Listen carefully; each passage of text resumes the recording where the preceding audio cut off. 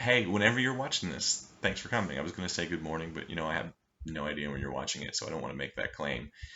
First thing I want to talk about is making sure that you can get any resources that you need. Some of you guys have asked me some questions about is there a way that I can read this? Is somewhere for me to read this at?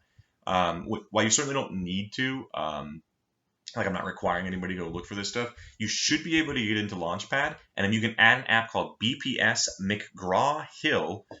You should be able to log in through that and see a copy of our textbook for this class. I can't see what you can see, so I don't know that for a fact. That's what I can see, and that's how I get to that. And there is an online textbook there. Again, it's not anything you need. The Khan Academy videos and the articles they have associated with that should be fine, to be honest with you. But yeah, so kind of see if you can get in there and look at it. I know that a lot of you guys have had a hard time with focus. Just understand that if you go look at either our webpage or the assignments, all of that stuff really should be in there. I'm copying a lot of it in both places. And for the assignment, if you hover over it, I've heard, it'll give you the description. There also should be a little circle with an eye in it for information. And if you click on that, it should bring up a window that describes everything. So just make sure that you can see that. Make sure that you see that for this week, I uploaded or added a little file attachment of questions for you to answer as you go through and do that. They're going to be pretty related to the videos, to be honest. So if you watch the videos and look at the questions at the same time, you should be able to do them side by side. And it shouldn't be too much of a hassle for you.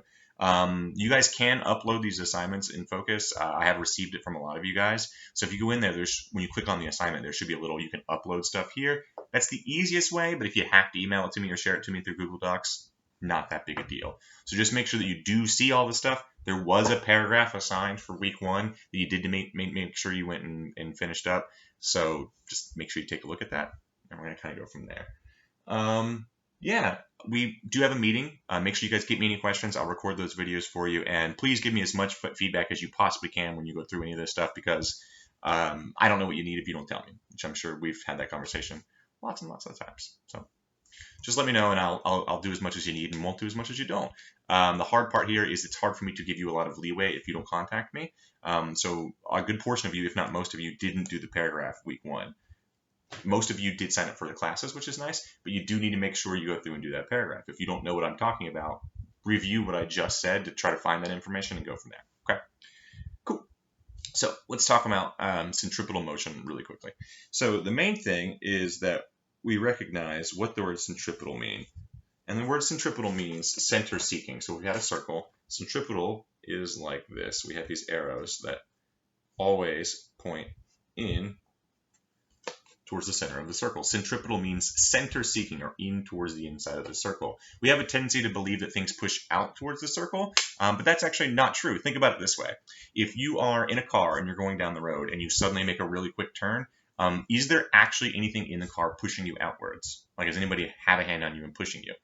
No, if you think about it, it's probably the outside of the car is pushing you in towards the circle. So it's a centripetal force, not a centrifugal force, or from an inside out.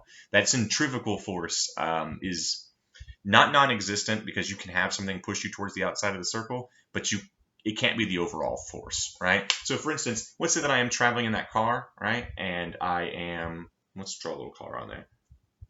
So this little box is a car. So for me to keep traveling in this circle, if I'm a little guy here, I'll draw a little dot inside the car. For me to keep traveling in this circle, the outside edge, or this top edge of the car, actually keeps pushing me in towards the circle, right? I actually want to keep going straight or out, but I don't. And the reason why I don't, again, is because the outside car is pushing me in centripetal motion.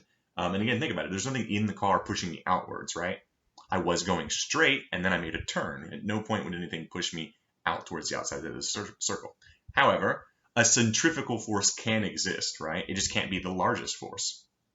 So let's say that you are, again, in this car traveling, and you hit that turn really quickly. The outside of the car continues to push you in, but there is a chance, let's say that somebody in the car is with you, slides up against you, that you guys are on one big seat, or based on the motion of the car, that they slide up against you. Well, they are pushing you out towards the outside of the circle, but not as hard as the car door is pushing you in.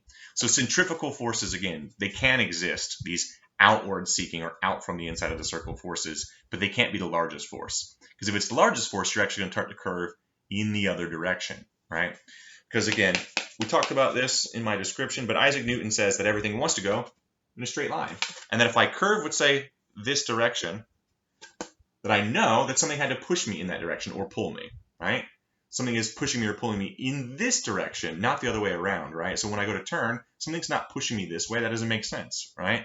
So again, if something is turning in this direction, it means there's an unbalanced force in that direction. It's the main idea, right? So if I go in a circle, that's all that is. A circle is, sorry. This force continues to push me in towards the circle, right? At all points, I'm being pushed in towards this circle, not out. That's the main idea, right? So, and again, if the force became unbalanced in the other direction, I would just turn the other way. So centrifugal force, again, can exist, but it will never be the largest force. Yeah. So for instance, a lot of you guys, when we're talking about this bucket, right? So let's say that we have a bucket filled with water, which I don't actually remember if this was one of the questions that's in there, but just know we're going to talk about a bucket filled with water.